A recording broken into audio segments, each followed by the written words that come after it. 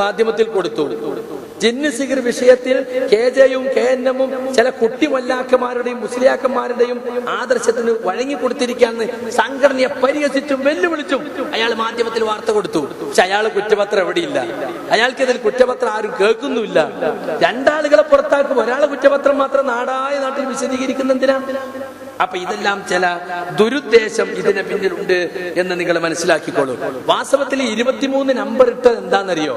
2002 മുതൽ ജിന്ന് സിഹിർ വിഷയത്തിൽ മുജാഹിദുകളെ KNM എടുത്തിട്ടുള്ള നടപടിക്രമങ്ങളാ. അല്ലാതെ എന്റെ കുറ്റല്ല, അത് എല്ലാവർക്കുള്ള നടപടിക്രമങ്ങളാ. അതിലിടയ്ക്ക് എന്റെ പേരും പരാമർശിക്കുന്നുണ്ട്, ഞാൻ ഈ പ്രബോധന രംഗത്ത് സജീവമായി നിലനിൽക്കുന്ന ഒരാള് എന്ന നിലയ്ക്ക്. പക്ഷെ അത് ഇങ്ങോട്ട് എടുത്തിട്ട് എന്റെ പേരിൽ കുറ്റപത്രമാക്കിയത്. മൂന്നാമത്തേത് ഞങ്ങളെ വിളിച്ച് ശാസിച്ചു എന്നാണ്. KNM ISM MS നേതാക്കളുടെ മുമ്പാകെ മുജാഹിദ് സെന്ററിൽ വിളിച്ചു വരുത്തി ശാസിച്ചു. ശരിയാണ്, ശാസനം നടന്നിട്ടുണ്ട്. എന്നെ വിളിച്ചു, ജമാൽ ചെറുപാടിയെ വിളിച്ചു, ആരിഫ് സലീമിനെ വിളിച്ചു, ശംസുദ്ദീൻ ബാത്തനെ വിളിച്ചു. ശരിയാണ്. പക്ഷെ എന്തിനാ ശാസിക്കുന്നത്? ഞങ്ങൾ ചോദിച്ചു. നിങ്ങളിവിടെ തർക്കിക്കാൻ നിൽക്കേണ്ടതില്ല, നിങ്ങളെ ശാസിക്കുകയാണ്, മിണ്ടാൻ പാടില്ല. എന്നിട്ട് പിന്നെ അടുത്ത ദിവസം വിചിന്തനത്തിൽ ഈ ജിന്ന് സിഹിർ വിഷയങ്ങൾ പ്രബോധന വിഷയമാക്കിയ പ്രസംഗകരെ വിളിച്ച് ശാസിക്കുകയും മേലിൽ അവരത് ചെയ്യുകയില്ല എന്ന് ഞങ്ങൾക്ക് ഉറപ്പ് നൽകുകയും ചെയ്തിട്ടുണ്ട്. ഉറപ്പ് നൽകണമെങ്കിൽ സംസാരിക്കാൻ അവസരം വേണ്ടേ? ഇന്ന് പറഞ്ഞൂടെ എന്തിനാ ശാസിച്ചത്?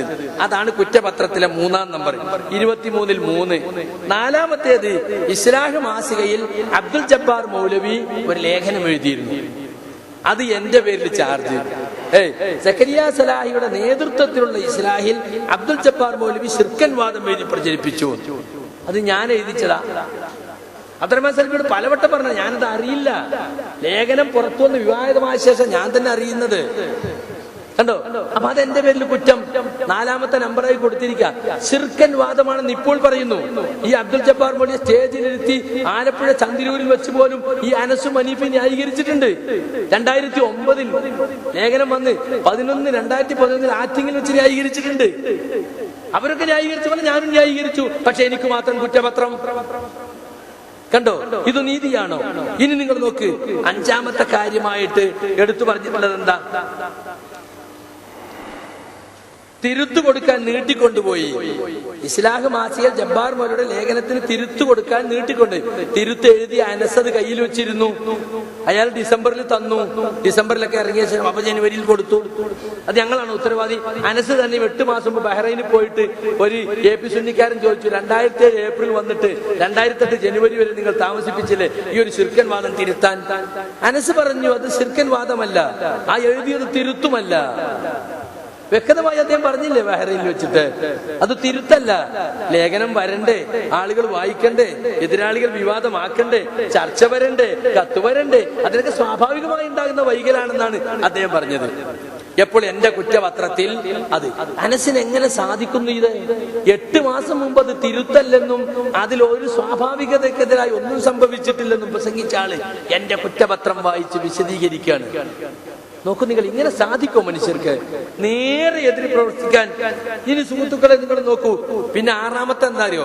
2009 എനിക്കും മുജാഹിദ് ബാലുശ്ശേരിക്കും അതിൽ ഒരു ഒച്ചടക്ക നടപടി ഉണ്ടായി. ആ അച്ചടക്ക നടപടി കാരണം എന്താണെന്ന് ഞങ്ങൾ നേരിട്ട് എന്ന് ചോദിച്ചപ്പോൾ പറഞ്ഞതല്ല, അവർ പറഞ്ഞിട്ടില്ല. പക്ഷെ അത് പിൻവലിച്ചു.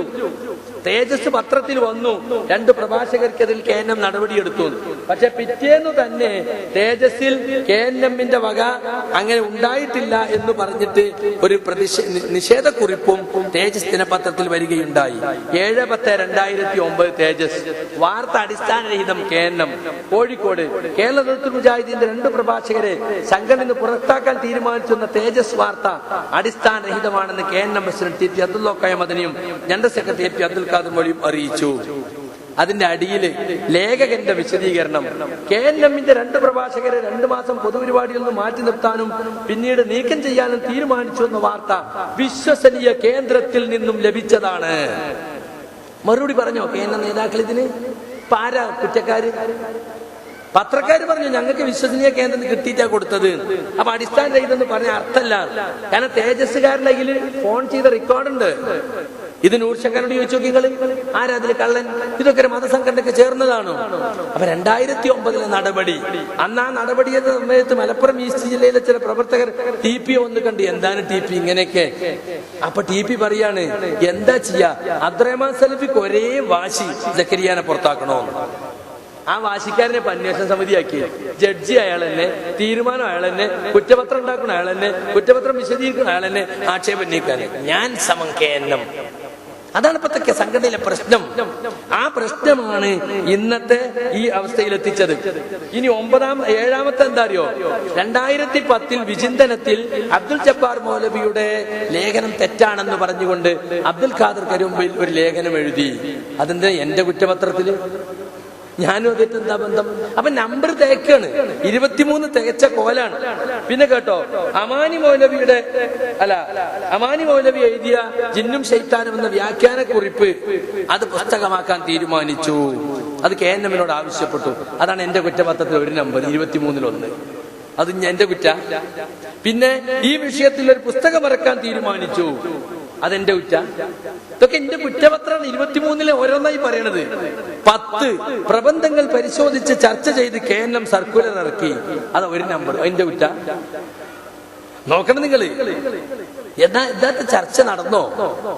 ഇന്നുവരെ സുതാര്യമായ ഒരു ചർച്ച, ഒരു പണ്ഡിത ചർച്ച KJU മെമ്പർമാരെ മുഴുവൻ പങ്കെടുപ്പിച്ചുകൊണ്ട് നടത്താൻ KNM-ന് ധൈര്യമുണ്ടായിട്ടില്ല. നിങ്ങൾ നോക്കൂ, മുമ്പ് മുജാഹിദ് പ്രസ്ഥാനം എന്ന് പറഞ്ഞാൽ ഏത് ചോദ്യത്തിനും കൃത്യമായി മറുപടി പറഞ്ഞിരുന്ന ഒരു പ്രസ്ഥാനമാണ് അല്ലേ? ഒരു വളച്ചുകെട്ടും ഒരു ദുരൂഹതയില്ല. ഈ വിഷയം വന്നപ്പോ വ്യക്തമായി മറുപടി പറയാൻ കഴിയാത്തൊരവസ്ഥ വന്നു. എന്തുകൊണ്ട്? ഉള്ളതുപോലെ പറയാൻ, പ്രമാണങ്ങളിൽ ഉള്ളത് കൃത്യമായി പറയാൻ നമുക്ക് സാധിക്കാതെ വന്നു. അതുകൊണ്ട് തന്നെ നമ്മുടെ സുതാര്യത നഷ്ടപ്പെട്ടു. അത് നമ്മൾ മറച്ചു വെച്ചിട്ട് കാര്യമല്ല. നിങ്ങൾ നോക്കൂ, CD ടവറിൽ നടന്നൊരു ചർച്ചയെ കുറിച്ച് ഇൻഷാ അല്ലാഹ് മഗ്‌രിബിന് ശേഷം നമുക്ക് സംസാരിക്കാം. അള്ളാഹുവിന്റെ ദീനിനെ കുറിച്ച് പഠിക്കുവാനും ഉൾക്കൊള്ളുവാനും ഈ ദീനീ സംഘടനയിൽ ഉണ്ടായ ഈ അരുതാത്ത കാര്യങ്ങൾ എന്താണെന്ന് മനസ്സിലാക്കുവാനും അള്ളാഹു നമുക്ക് തൗഫീഖ് നൽകുമാറാകട്ടെ. റബ്ബനാ ആതിനാ ഫിദ്ദുനിയ ഹസന വഫിൽ ആഖിറതി ഹസന വഖിനാ അദാബന്നാർ. ആമീൻ ബിറഹ്മതിക യാ അർഹമർ റഹീമീൻ. അസ്സലാമു അലൈക്കും. അൽഹംദുലില്ലാഹിൽ വാഹിദിൽ ഖഹാർ വസ്സലാത്തു വസ്സലാമു അലാ അശ്റഫിൽ അംബിയാഇ വൽ മുർസലീൻ മുഹമ്മദിൻ വആലിഹി വസഹാബത്തിഹി അജ്മഈൻ. ഇൻ ഉരീദു ഇല്ലൽ ഇസ്ലാഹ മസ്തതഅതു വമാ തൗഫീഖി ഇല്ലാ ബില്ലാഹ് അലൈഹി തവക്കൽതു വഇലൈഹി ഉനീബ്. പ്രിയമുള്ള സഹോദരി സഹോദരന്മാരെ, മുജാഹിദ് പ്രവർത്തകരെ, വാക്കുകൾ ശ്രദ്ധിക്കുന്ന നല്ലവരായ ശ്രോതാക്കളെ, പറഞ്ഞു വന്ന വിഷയവുമായി ബന്ധപ്പെട്ട് ചില കാര്യങ്ങൾ കൂടി നിങ്ങളുടെ ശ്രദ്ധയിൽപ്പെടുത്തുകയാണ്.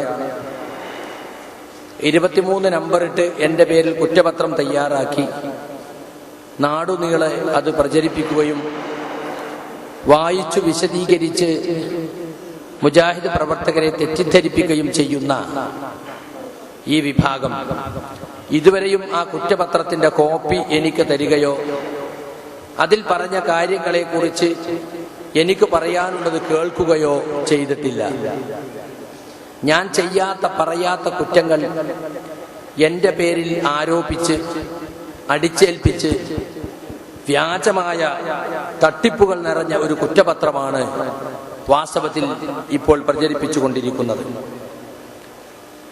അതിൽ പറഞ്ഞിട്ടുള്ള പല കാര്യങ്ങളും ഈ വിഷയാവതരണത്തിലിടക്ക് വരുന്നതാണ്.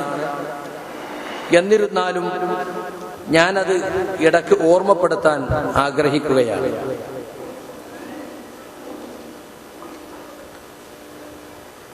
CD ടവറിൽ വെച്ച് നടന്ന ഒരു ചർച്ച, ആ ചർച്ചയെക്കുറിച്ച് കുറ്റപത്രത്തിൽ പരാമർശിക്കുന്നുണ്ട്. പ്രബോധകന്മാരുടെ ഒരു മീറ്റിംഗിൽ അനവസരത്തിൽ സക്കരിയ സലാഹി ഈ വിഷയത്തിൽ ചർച്ച നടന്നിട്ടില്ലെന്ന് വാദിച്ചു എന്നാണ്. അനവസരം എന്നത് അവരുടെ വകയാണ്. ദാഇമാരുടെ മീറ്റിംഗിൽ ഓരോ പ്രബോധകരെ സംബന്ധിച്ചും ആളുകൾക്കുള്ള ആക്ഷേപവും അതിന് അവർക്ക് പറയാനുള്ള വിശദീകരണവുമായിരുന്നു യോഗത്തിലെ വിഷയം. ബാലുശ്ശേരിയെ കുറിച്ച് പലരും പറഞ്ഞ ആക്ഷേപത്തിന് അദ്ദേഹം സ്റ്റേജിൽ കയറി മറുപടി പറയുകയും അദ്ദേഹത്തോട് ചോദ്യം ചോദിക്കുകയും ഒക്കെ ചെയ്തു. അതിനുശേഷം എന്റെ ഊഴം വന്നപ്പോൾ എന്നെ കുറിച്ചുള്ള ആക്ഷേപങ്ങളും എനിക്കതിൽ 2009 ഉണ്ടായ അച്ചടക്ക നടപടിയും അത് പിന്നീട് പിൻവലിച്ചതും തേജസ്സിൽ വന്നതും ഒക്കെ ഞാൻ വിശദീകരിച്ചു. അന്ന് AP കാണാൻ പോയതും TP കാണാൻ പോയതും ഒക്കെ വിവരിച്ചു കൊണ്ടിരിക്കുമ്പോഴാണ് AP അബ്ദുൽ ഖാദർ മൂലക്കോട്ട് കടന്നു വന്നത്. അദ്ദേഹം കൂടുതൽ ഇരിക്കാതെ ഇറങ്ങിപ്പോവുകയും ചെയ്തു. ആ യോഗത്തിൽ ഞാൻ പറഞ്ഞതാണ് സുതാര്യമായ ഒരു ചർച്ച ഇതുവരെയും നടന്നിട്ടില്ല. ഇപ്പോഴും ഞാൻ പറയുന്നു, 2002 മുതൽക്ക് മടവൂരികൾ ഈ വിഷയം വലിച്ചിട്ട ശേഷം KJUവിന്റെ എല്ലാ മെമ്പർമാരെയും ഉൾപ്പെടുത്തി ഇപ്പൊ നാടാകെ വിശദീകരിച്ച് നടക്കുന്നുണ്ടല്ലോ. അത്രയൊന്നും വേണ്ട, 2-3 ദിവസം നമ്മുടെ പണ്ഡിതന്മാരൊന്ന് മെനക്കെട്ടിരുന്നെങ്കിൽ, കുറച്ച് പണ്ഡിതന്മാരൊന്ന് കൂടിയിരുന്ന് വിഷയം തയ്യാറാക്കി നമ്മുടെ KJU മെമ്പർമാർക്ക് കൊടുത്തിരുന്നെങ്കിൽ ഇന്ന് ഈ കാണുന്ന തരത്തിലുള്ള ആശയക്കുഴപ്പങ്ങളൊന്നും വാസ്തവത്തിൽ ഈ വിഷയത്തിൽ ഉണ്ടാകുമായിരുന്നില്ല. അതിന് തയ്യാറായിട്ടില്ല. അപ്പൊ ഞങ്ങൾ 2 കൂട്ടർ പ്രബന്ധം കൊടുത്തിട്ടുണ്ട്. ആ 2 പ്രബന്ധവും ഈ KJU മെമ്പർമാർക്കൊക്കെ കൊടുത്ത് അത് പാർട്ടാക്കി എടുത്ത് ദൗറയിൽ ചർച്ച ചെയ്ത് തീരുമാനങ്ങൾ എടുത്ത് മുന്നോട്ട് പോകുമായിരുന്നെങ്കിൽ ഈ പ്രശ്നത്തെ ഭംഗിയായി കൈകാര്യം ചെയ്യാൻ സാധിക്കുമായിരുന്നു. പക്ഷേ ചർച്ച നടന്നു എന്ന് വരുത്തി തീർക്കല്ലാതെ വാസ്തവത്തിൽ ചർച്ച നടന്നിട്ടില്ല. ഇപ്പോഴും പറയുന്നു, CD ടവറിൽ വെച്ച് ചർച്ച നടന്നു എന്ന് പറഞ്ഞു. അതൊരു സംവാദമാക്കി എന്നെ അറിയിക്കാതെ, വിഷയം എന്താണെന്ന് അറിയിക്കാതെ, അതിനെന്റെ സഹോദരൻ അനസ് ഇവിടെ ന്യായീകരിച്ചത്രേ. എന്നെ അറിയിച്ചിട്ടില്ല സംവാദമാണെന്ന്. നിങ്ങളും 2-3 പേരെ കൂട്ടിക്കോളൂ ചർച്ചയ്ക്ക് എന്ന് പറഞ്ഞപ്പോ ഞാൻ ചോദിച്ചു, അല്ല മദനി, എന്താ നിങ്ങള് ഞങ്ങളെ 2 കൂട്ടി വാദപ്രതിവാദം നടത്തിപ്പിക്കാനുള്ള പരിപാടിയാണോ ജംഇയ്യത്തുൽ? അങ്ങനെയൊന്നുമില്ല, ചർച്ചയല്ലേ. അപ്പൊ നിങ്ങളെ സഹായിക്കാനൊരു കൂട്ട്, നിങ്ങളുടെ കൂടെയുള്ള ആളുകൾ നിങ്ങൾ മാത്രമാകണ്ടല്ലോ എന്ന നിലക്കാണ് എന്ന് അദ്ദേഹം തുറന്നു പറഞ്ഞതാ, സംവാദമല്ല എന്ന്. അന്ന് രാവിലെ ചെന്ന് ചോദിച്ചപ്പോഴും പറഞ്ഞു ദൗറയാണ്, സാധാരണ ദൗറ. പക്ഷേ TP സ്റ്റേജിൽ കയറി വന്നിട്ട് പറയാണ്, ആദ്യം വിഷയം അവതരിപ്പിക്കുന്ന ഹനീഫ കായക്കൊടി 30 മിനിറ്റ്, പിന്നെ സക്കരിയ 30 മിനിറ്റ്, പിന്നെ ഓരോരുത്തർക്ക് 20 മിനിറ്റ്, പിന്നെ 10 മിനിറ്റ്, 5 മിനിറ്റ്. അപ്പോഴാണ് ഇതൊരു സംവാദമാണെന്ന് ഞാൻ അറിയുന്നത്. ഹനീഫ് കായക്കൊടി വിഷയം അവതരിപ്പിക്കാനുള്ളതൊക്കെ തയ്യാറാക്കി പുസ്തകത്തിലൊക്കെ അടയാളം വെച്ച് ഫോട്ടോ കോപ്പി ഒക്കെ എടുത്ത് കെട്ടേറ്റിരിക്കുക. ഞാനറിയില്ല. എന്നോട് പറഞ്ഞു ജിന്ന്. എന്താ വിഷയം സർ? ജിന്ന്.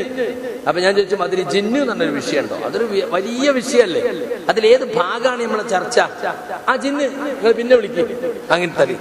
അപ്പൊ അതിന്റെ മുമ്പ് 2 ദിവസം മുമ്പ് നടന്ന ഫത്വ ബോർഡ് മീറ്റിംഗിൽ ഞാൻ ചോദിച്ചു എന്താ വിഷയം? അപ്പോൾ ജിന്ന്. അപ്പൊ അംസാബാക്കബി ചോദിച്ചു, അദ്ദേഹത്തിന് ഈ കുതന്ത്രം പിടിയിട്ടില്ല, അപ്പൊ കുതന്ത്രക്കാരൊപ്പാണ്.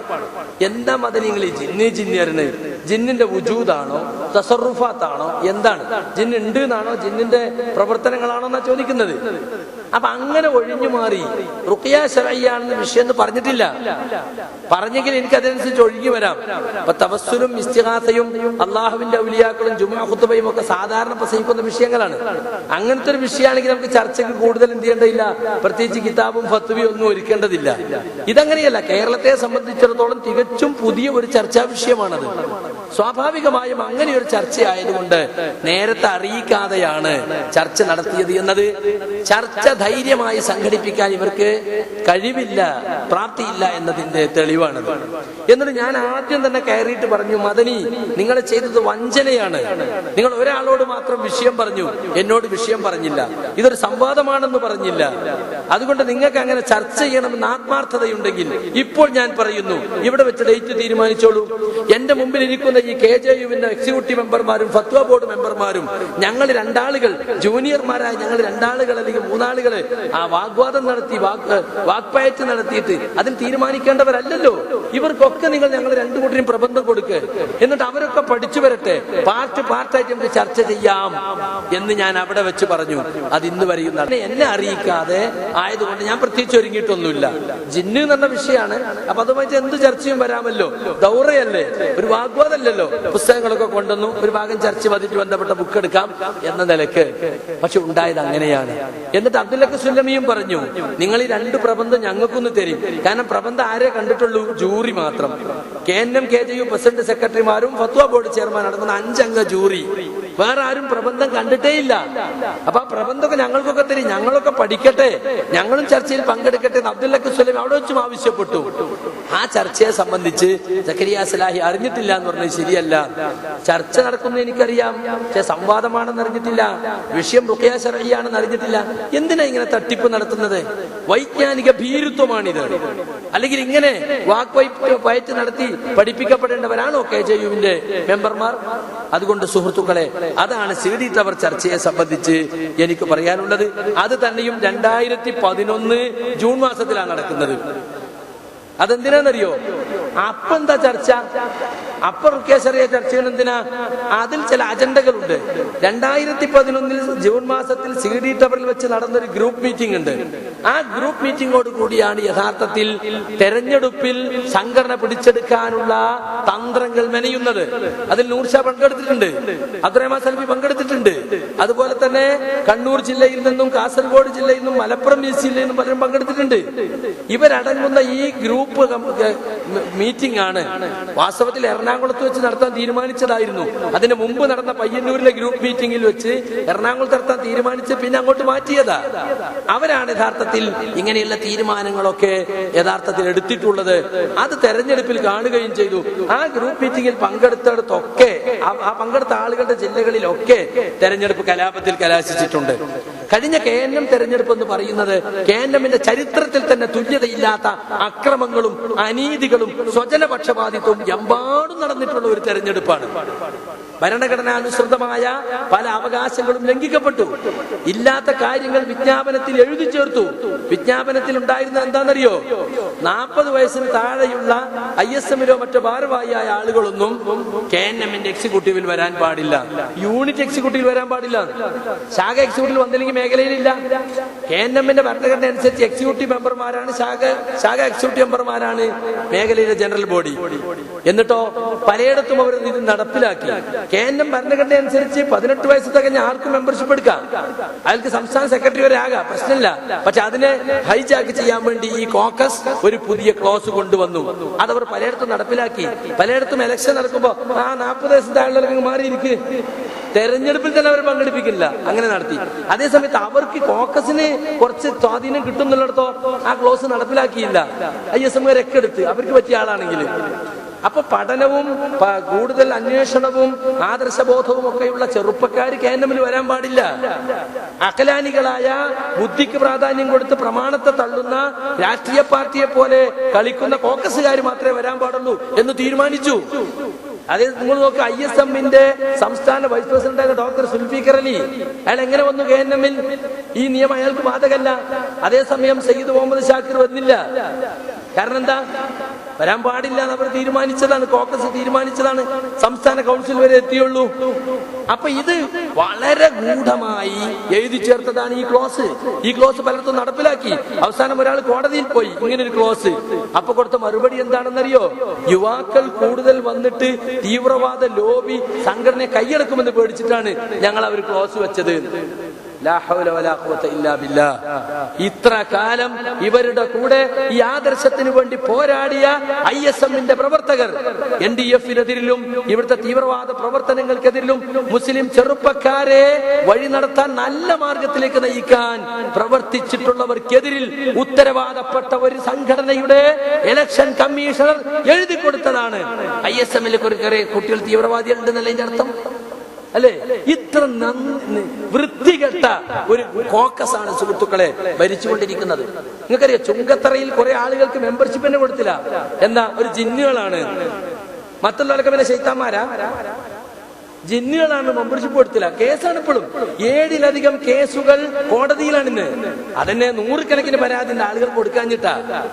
കേസ് കൊടുത്താൽ പറയും AP-ക്കെതിരെ കേസ് കൊടുത്തു, TP-ക്കെതിരെ കേസ് കൊടുത്തു. AP-യും TP-യും പ്രസിഡന്റ് സെക്രട്ടറിയാണ്, അയാൾക്കെതിരെ കേസ് കൊടുക്കുക. AV അബ്ദുറഹ്മാൻ ഹാജിക്കെതിരെ നമ്മൾ കേസ് കൊടുത്തത് എന്തേ? ഇപ്പോഴും മടവൂരിൽ സുഖമില്ലാതെ കിടക്കുന്ന AV-ക്കെതിരെ കേസ് കൊടുത്തു. തല്ലാൻ വന്ന വടിക്കെതിരല്ല കേസ് കൊടുക്കുക. വടി പിടിച്ചോനും വടിയും കൊണ്ട് ആൾ അയച്ചോനെതിരെ കേസ് കൊടുക്കുക, അല്ലേ? അപ്പൊ സംഘടന ഉത്തരവാദപ്പെട്ടവർക്കെതിരെ തന്നെ കേസ് കൊടുക്കുക. ഇപ്പോഴും കേസുകൾ നിലനിൽക്കുകയാണ്.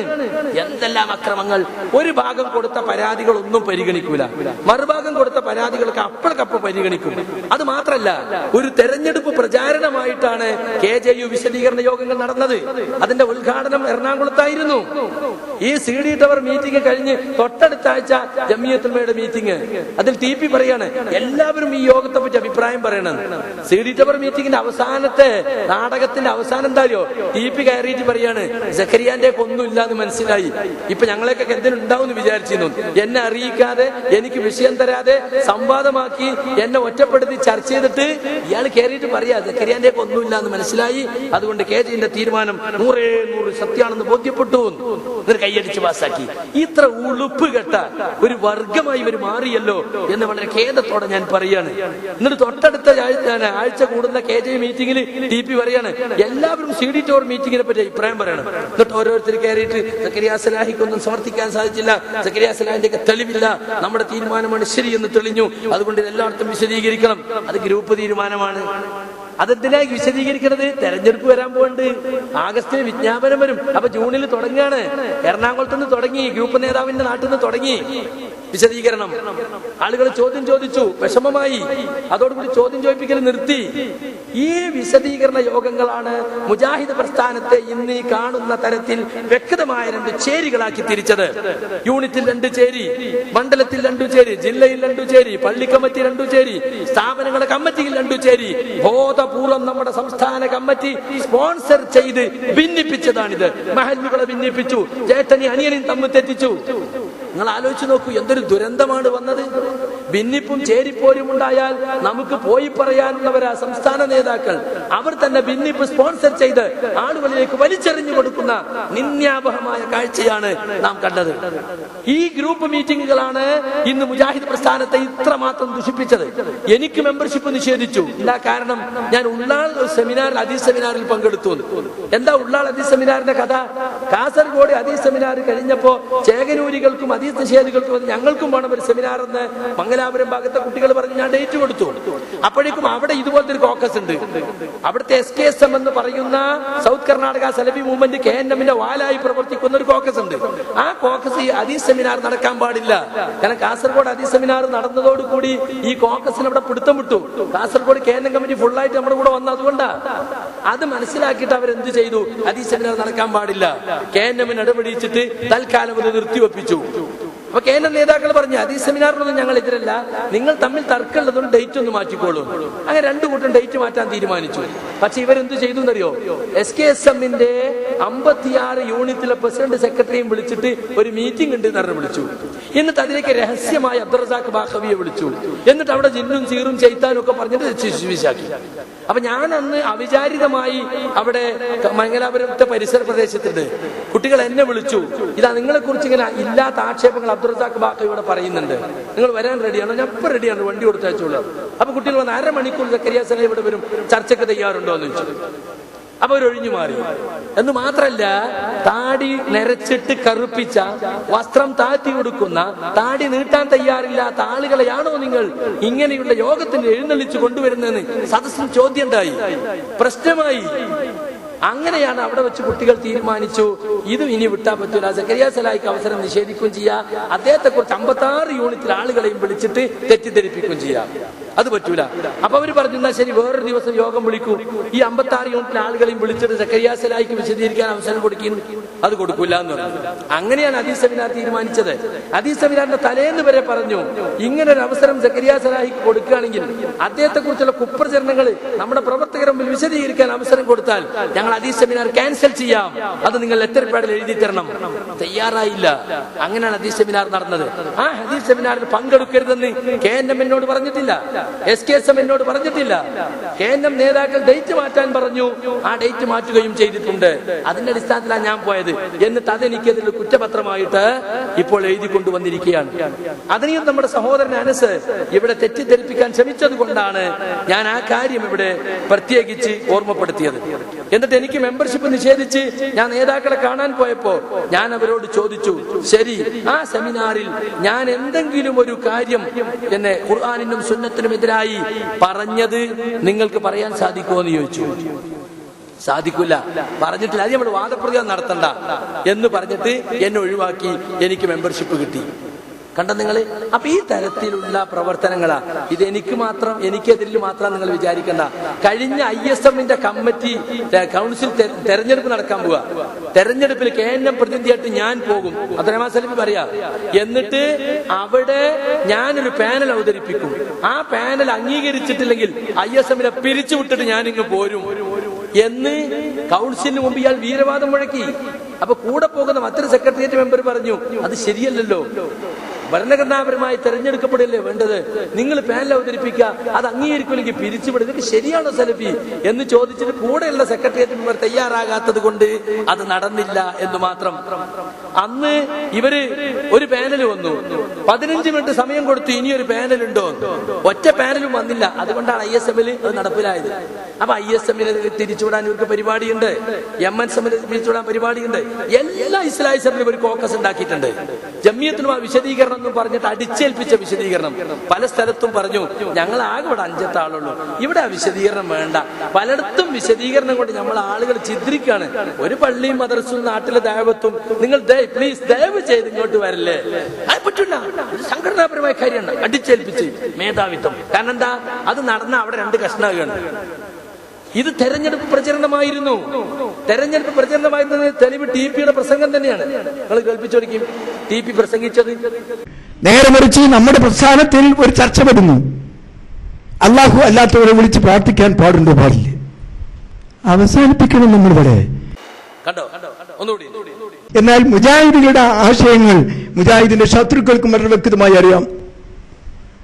അള്ളാഹുവിനെ മാത്രമേ ആരാധിക്കൂ, അള്ളാഹുവിനോട് മാത്രം സഹായം തേടൂ എന്ന് പരസ്യമായി പ്രഖ്യാപിച്ചുകൊണ്ട് ഖുർആന്റെ പ്രഖ്യാപനം അത് സമൂഹത്തിൽ വെച്ച് അതിനുവേണ്ടി പ്രവർത്തിക്കുന്ന നാം അള്ളാഹു അല്ലാത്തവരെ വിളിച്ച് പ്രാർത്ഥിക്കാൻ പറ്റൂലേ എന്നൊരു വാദം നമ്മിലേക്ക് കടന്നു വന്നോ. എഴുതുമില്ല, നിങ്ങൾ ആലോചിച്ച് നോക്കും. കണ്ടത് നിങ്ങള് 2011 ജൂൺ മാസം കഴിഞ്ഞ ഉടനെ CD ടവറിൽ ഔദ്യോഗികമായൊരു മീറ്റിംഗിൽ നമ്മുടെ സംസ്ഥാന പ്രസിഡന്റ് പറയാണ്, അള്ളാഹു അല്ലാത്തവരെ വിളിച്ച് പ്രാർത്ഥിക്കാൻ പാടുണ്ടോ ഇല്ലേ എന്നൊരു ചർച്ച നമ്മുടെ പ്രസ്ഥാനത്തിനുണ്ടായി. നിങ്ങൾ ആരെങ്കിലും കേട്ടിട്ടുണ്ടോ എവിടെങ്കിലും അങ്ങനെ ചർച്ച? ഏതെങ്കിലും ഒരു ശാഖാ കമ്മിറ്റി അങ്ങനെ ചർച്ച ഉണ്ടായിട്ടുണ്ടോ? അപ്പൊ കൽപ്പിച്ചുകൂട്ടി തെരഞ്ഞെടുപ്പിന് വേണ്ടി ഇവിടെ കുറെ ആളുകൾ ശിർക്കിലേക്ക് പോകുന്നുണ്ട്. അള്ളാഹു അല്ലാത്തവരെ വിളിച്ച് പ്രാർത്ഥിക്കാനും സഹായം തേടാനും ഒരുങ്ങി നിൽക്കുന്ന ഒരു കൂട്ടർ ഇവിടെ വളർന്നു വരുന്നുണ്ട്. അതുകൊണ്ട് തെരഞ്ഞെടുപ്പിൽ അവരെ പുറത്താക്കണം, ഞങ്ങളെ കൂടെ നിന്നോളൂ, ഞങ്ങൾക്ക് നിങ്ങൾ അധികാരം തന്നോളൂ എന്ന് പ്രഖ്യാപിച്ചുകൊണ്ട് തരം താഴ്ന്ന ശൈലിയിൽ ഒരു ഇലക്ഷൻ പ്രചരണമായിട്ടാണ് KJU വിശദീകരണ യോഗങ്ങൾ നടന്നത്. ഇന്നത്തെ ഈ ചിത്രതയുടെ കാരണം KJU വിശദീകരണ യോഗങ്ങളാണ്. പരിപാവനമായ കേരള ജമിയത്തുൽ ഉലമയെ ഈ കോക്കസ് ഇന്ന് നശിപ്പിച്ചു.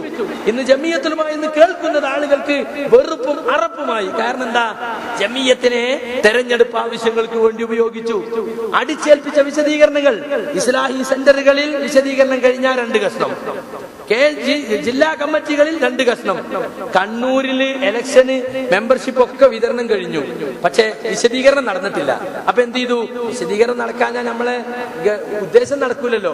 അപ്പൊ തെരഞ്ഞെടുപ്പ് അങ്ങ് നീട്ടിയിട്ട് ഒക്ടോബർ 15 എല്ലാ യൂണിറ്റിലും തെരഞ്ഞെടുപ്പ്, ഒക്ടോബർ 14 തലേന്ന് KJU വിശദീകരണ യോഗം. കണ്ടത് നിങ്ങള്? അപ്പൊ 14 അത് കഴിഞ്ഞിട്ട് ആളുകൾ പോകുന്നത് 2 മനസ്സുമായിട്ടാണ്. അതോടെ ഛിദ്രത വരികയാണ്. അങ്ങനെ മഹല്ലുകളെ ഛിദ്രിപ്പിച്ച്, യൂണിറ്റുകളെ ഛിദ്രിപ്പിച്ച്, ജില്ലാ കമ്മിറ്റികളെ ഛിദ്രിപ്പിച്ചു. മാത്രല്ല, ഗൾഫിൽ സൗദിയിൽ ഇവർ പര്യടനം നടത്തിയപ്പോ പലയിടത്തും വിശദീകരണം വേണ്ടെന്ന് പറഞ്ഞിട്ട് ചില വിമതന്മാരെ പിടിച്ച്, എവിടെ ഉണ്ടാകൂല 2 എണ്ണം തെറിച്ചേക്കുന്നത്, അവരിങ്ങ് പിടിക്കും. ഡിവൈഡ് ആൻഡ് റൂൾ എന്ന ബ്രിട്ടീഷുകാരന്റെ തന്ത്രം, ഭിന്നിപ്പിച്ച് ഭരിക്കുക. അങ്ങനെ 30 കൊല്ലത്തോളം അവിടെ ഇസ്ലാഹി സെന്ററിന്റെ സാരഥ്യത്തിൽ ഇരുന്ന ഇമ്പിച്ചിക്കോയ സാഹിബ് അദ്ദേഹം പരാതി കൊടുത്തു. നേതാക്കന്മാര് വരുമ്പോ അണികൾ അവരെ ശപിക്കുന്ന അവസ്ഥ, ഇങ്ങോട്ട് വരരുതെന്ന് പറഞ്ഞിട്ടും വരുന്ന അവസ്ഥ, അങ്ങനത്തെ ഒരു അവസ്ഥ നമ്മുടെ പ്രസ്ഥാനത്തിൽ ഇതാദ്യമാണ് എന്ന് പറഞ്ഞുകൊണ്ട് അദ്ദേഹം കത്ത് കൊടുത്തു. ആ കത്ത്, അതിന്റെ പേരിൽ അദ്ദേഹത്തെ ഗൾഫ് കോർഡിനേഷൻ കമ്മിറ്റിയിൽ നിന്ന് മാറ്റി നിർത്തി. കാരണം ഗൾഫ് കോർഡിനേഷൻ കമ്മിറ്റി വിദേശകാര്യം കൈകാര്യം ചെയ്ത അബ്ദുറഹ്മാൻ സലഫിയാണ്, അയാൾ നോമിനേറ്റ് ചെയ്യല. അപ്പൊ സൗദിയിൽ ഒരു നാഷണൽ കമ്മിറ്റി ഉണ്ടാകുമ്പോൾ നമ്മളൊക്കെ എന്താ വിചാരിക്കുക, സൗദിയിൽ എല്ലാ ഇസ്രായേൽ സെന്ററിനെയും പ്രതിനിധികളെ വിളിച്ചിട്ട് നിങ്ങളെ പ്രതിനിധിനെ പറഞ്ഞു തരി, അങ്ങനെയല്ലോ കമ്മിറ്റി ഉണ്ടാക്കല്. ഇത് ഇയാളങ്ങ് നോമിനേറ്റ് ചെയ്യല, അയാൾ വേണ്ടോളെ പിരിച്ചുവിടും, അയാൾ അങ്ങോട്ടും ഇങ്ങോട്ടും ഒക്കെ മാറ്റും. ഈ രീതിയിലാണ്. ഈ രീതിയിൽ സുഹൃത്തുക്കളെ സംഘടനയെ കോക്കസ് വൽക്കരിച്ചു വന്നത് ഇദ്ദേഹം ഈ സംഘടനയിൽ ചെയ്തിട്ടുള്ള ഒന്നാണ്. ഇനി ഞാൻ നേരത്തെ പറഞ്ഞതുപോലെ തനിച്ച ഹദീസ് ഹദീസ് നിഷേധത്തിലേക്കാണ് ഇപ്പോൾ ചില ആളുകൾ പോയിക്കൊണ്ടിരിക്കുന്നത്. തനിച്ച ഹദീസ് നിഷേധത്തിലേക്കാണ് വാസ്തവത്തിൽ പോയിക്കൊണ്ടിരിക്കുന്നത് എന്നത് മടവൂരികളെ പിൻപറ്റിക്കൊണ്ട് നമ്മുടെ KNM-ലും അങ്ങനെ പ്രസംഗിക്കുന്ന ആളുകളുണ്ടായി. ഇപ്പൊ KC നിഅമത്തുള്ള ഫാറൂഖിയുടെ CD ടവർ പ്രസംഗം കുപ്രസിദ്ധമാണത്. എന്നിട്ട് ഇക്കഴിഞ്ഞ വിചിന്തനത്തിലും CD ടവറിലെ പ്രസംഗാര നിഅമത്തുള്ള ഫാറൂഖിയാണ്. ഒരു നടപടിയില്ല. എന്നിട്ട് ഇവിടെ വന്നിട്ട് അനസ് മുസ്ലിയാർ ന്യായീകരിച്ചത്രേ. അദ്ദേഹം തിരുത്തിയിട്ടുണ്ട്, അദ്ദേഹത്തിന് താക്കീത് കൊടുത്തിട്ടുണ്ട്. ഇനി അങ്ങനെ പ്രസംഗിച്ചാൽ നടപടി ഉണ്ടാകും. എന്തിനാ മുസ്ലിയാരെ പച്ച നുണ പറയുന്നത്? നിഅമത്തുള്ള ഫാറൂഖി ആളുകൾ ഫോൺ ചെയ്തു, എന്നെ അങ്ങനെ താക്കീത് ചെയ്തിട്ടില്ല, എനിക്കങ്ങനോട് പുറത്താക്കുന്നൊന്നും എന്നോട് പറഞ്ഞിട്ടില്ല, അങ്ങനെ പുറത്താക്കാൻ എനിക്കതൊരു പ്രശ്നമല്ല എന്നാണ്. ഇതേ പ്രസംഗം അയാൾ പുളിക്കൽ കഴിഞ്ഞ റമദാനില് പുളിക്കൽ നമ്മുടെ പള്ളിയിൽ പോയി നടത്തി, എടവണ്ണക്കടുത്ത കല്ലിടുമ്പിൽ പോയി നടത്തി. അയാള് മിമ്പറിൽ വെച്ചിട്ട്, നമ്മുടെ മംഗലാപുരം മിമ്പറിൽ വെച്ച് ഇതുപോലുള്ള പ്രസംഗം നടത്തി. നമസ്കാരത്തിൽ വിരലനക്കുന്നതിന് ചില ആളുകളെ കയ്യിപ്പോ JCB പോലെ AP അബ്ദുൽ ഖാദർ മുല്ല കൂടെ നിസ്കരിക്കാൻ നിന്നാക്കാണ് അദ്ദേഹം വിരലനക്കും. കാരണം ഹദീസ് അനുസരിച്ച് പ്രവർത്തിക്കലാണ്. അദ്ദേഹത്തെ കൂടി കളിയാക്കിയുണ്ട് JCB പോലെ. സഫ് നിൽക്കുമ്പോ ഇടതൂർന്ന് നിൽക്കുന്നതിനെ ഇപ്പൊ കാലുമ ചവിട്ടല എന്നുകൊണ്ട് സഫ് നിൽക്കുന്നതിനെ കളിയാക്കി. അദ്ദേഹം താടിയെ പരിഹസിച്ചുകൊണ്ട് പറഞ്ഞ വാചകം ഒന്ന് കേട്ടോളൂ. വേറൊരു കൂട്ടാൾക്കാര് താടിയാകുന്ന സുന്നത്തിനെ ഫർളാക്കി. താടി വെക്കല് നിർബന്ധാണ് എന്ന് മാത്രമല്ല, അതിമേൽ ബ്ലേഡോ കത്തിയോ തൊടാൻ പാടില്ല ഒരു സുന്നത്തുമേലെ. പിന്നെ പറയാണ് താടി വെക്കാത്ത മുസ്ലിം അല്ലാന്ന്. തീവ്രതയിലേക്ക് പോവുക. പിന്നെ താടി വെക്കാത്തവനെ കണ്ട അങ്ങനെ നോക്കുക. ഒരു ഫറളായ സംഗതി ഒഴിവാക്കിയ ഒരു മനുഷ്യനോട് പെരുമാറുന്നത് പോലെ പെരുമാറുക. ഇത് രണ്ടും ശൈത്താനിൽ നിന്നുണ്ടാകുന്നതാണ്. ഒന്നാമത്തോൻ അതിനെ വളരെ ലാഘവത്തോടു കൂടിയിട്ട് അതൊന്നും ചെയ്യേണ്ട ആവശ്യമില്ല, മുഖത്തിന് അഴകാണെങ്കിൽ വെച്ചാൽ ഇല്ലെങ്കിൽ വെക്കേണ്ട ആവശ്യമില്ല എന്നല്ല അള്ളാന്റെ റസൂല് പറഞ്ഞത്. താടി സുന്നത്താന്നാ. സുന്നത്തുമേൽ നിന്നാ മതി. അവിടെ നിന്നില്ല, തക്കവം കണ്ട് മൂത്തിട്ട് എന്തായി അതിനെ ഫറലാക്കി താടി വെക്കൽ. എന്നാ ഫറലാക്കിയ താടി ഏതെങ്കിലും താടി പോരാ, അതങ്ങോട്ട് പോയിക്കോട്ടേന്ന്. അതിമ തൊടാൻ പാടില്ല കത്തിയോണ്ടെന്ന്. അപ്പൊ എന്തായി? ഒരു വളരെ പ്രബലമായ ഒരു ഫറലായി മാറിയത്. പിന്നെങ്ങനെ നോക്കിയിട്ട് താടി വെക്കാത്തവൻ മുസ്ലിം അല്ല എന്നതിലേക്ക് എത്തി. ഇതാണ് ഒലുവുൻ ഫിൽ ഹദ്, അതിർത്തി വിട്ടുകടന്നു പോവുക. തജാവുസുൽ ഹദ്, അതിർത്തി വിട്ടുകടന്നു പോവുക. ഒരു അതിർത്തി. മതം എന്ന് പറഞ്ഞാൽ മിതമാണേ. മതം വളരെ എളുപ്പവുമാണ്. പക്ഷെ ഈ തീവ്രത കാണുമ്പം കുട്ടികളിലേക്ക് വരാൻ മടിക്കുക. അതിപ്പോ ഞാൻ MSM-ലേക്ക് വന്നാല്, ISM-ൽ വന്നാല് പിന്നെ ഈ കോഴ്സിലൊക്കെ ഞാനും നടക്കണ്ടേ? എടങ്ങേറാണത്. എടങ്ങേറായി തോന്നും. മതം എളുപ്പമെന്നാണ് അല്ലാഹുവിന്റെ റസൂല് പഠിപ്പിച്ചത്. അദ്ദീനു യുസ്റുൻ, മതം വളരെ എളുപ്പമാണ്. കൊണ്ടു നടക്കാനും ചെയ്യാനും ആചരിക്കാനും അനുഷ്ഠിക്കാനും ഒക്കെ ഇത്ര എളുപ്പമുള്ള ഒരു സംഗതി വേറല്ല. അതുകൊണ്ട് പറഞ്ഞ് ബേജാറാക്കിയിട്ട് ഇതിക്ക് വന്നാൽ അങ്ങനെ ഒന്നും എന്നോട് കഴിയൂല, അതുകൊണ്ട് കുറച്ചും കൂടി കാലം കഴിയട്ടെ എന്ന അവസ്ഥയിലേക്ക് മനം മടുപ്പിച്ച് പിന്നോട്ട് വലിക്കുക. അപ്പോ താടിയെ പരിഹസിക്കുകയാണ് അദ്ദേഹം ചെയ്യുന്നത്. എന്താ പറഞ്ഞത്? താടി നീട്ടുക എന്ന് പറയുന്നത് ഉലുവാണ്, അതിരുവിടലാണ്, അത് ശൈത്താനിയത്താണ്. CD ടവറിൽ വെച്ചായി പറയുന്നത്. നിങ്ങൾ നോക്ക്, KP ഒക്കെ ഉണ്ടെങ്കിൽ, ഉമർ മൗലവി ഉണ്ടെങ്കിൽ എന്തായിരിക്കും അവസ്ഥ? അവരൊക്കെ താടി നീട്ടി പറഞ്ഞ താടി തൊടാൻ പാടില്ല, അങ്ങനെ വിടണമെന്ന അഭിപ്രായക്കാരാ. ഒരു വലിയ വിഭാഗം പണ്ഡിതന്മാരും എന്ന് പറയുന്ന ആ വാക്ക് അങ്ങനെ തന്നെ വിടണം എന്നാണ് എന്ന അഭിപ്രായക്കാരാണ്. അതേസമയം ഒരു കബലത്ത്, ഒരു പിടി പിടിച്ചിട്ട് ശേഷമുള്ളത് വെട്ടിയെടുക്കുന്നതിന് കുഴപ്പമില്ല എന്ന് പറയുന്ന പണ്ഡിതന്മാരുണ്ട്. അത് വ്യാഖ്യാനത്തിൽ ഉണ്ടാകുന്ന വ്യത്യാസമാണ്. എല്ലാവരും താടി വളർത്തണം എന്നത് വളരെ പ്രബലമായ സുന്നത്ത് എന്നാ മൂപ്പര് പറഞ്ഞാൽ, പ്രബലമായ ഫർളാക്കീന. ഫർള് തന്നെയാണ്, വുജൂബാണ് എന്നാണ് പണ്ഡിതന്മാരെ തീരുമാനം. 4 മദ്ഹബിലും അങ്ങനെ തന്നെയാണ്. ശൈഖ് ഇബ്നു ബാസിന്റെ തഖദീമോട് കൂടി സൗദിയിലെ പണ്ഡിത സമിതി പുറത്തിറക്കിയ പുസ്തകമാണ് തഹരീമു ഹൽഖിൽ ലിഹാ, താടി വടിക്കൽ ഹറാം പുസ്തകമുണ്ട്. എന്തിനധികം KM മൗലവി റഹിമഹുല്ലാ 1959 സൗദിയിൽ പോയപ്പോ അവിടുത്തെ രാജാവിന് നിവേദനം കൊടുത്തു, നിങ്ങളുടെ